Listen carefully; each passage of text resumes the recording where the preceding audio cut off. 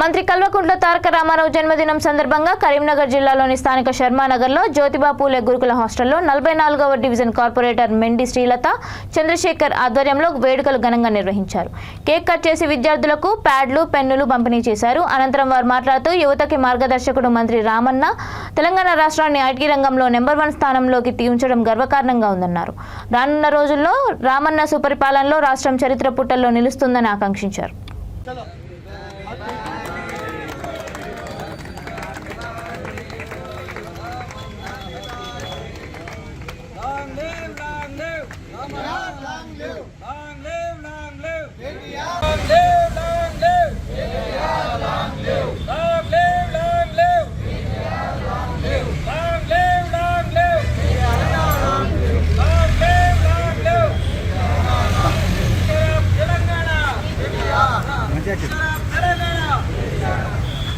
Dipur itla gona dipur.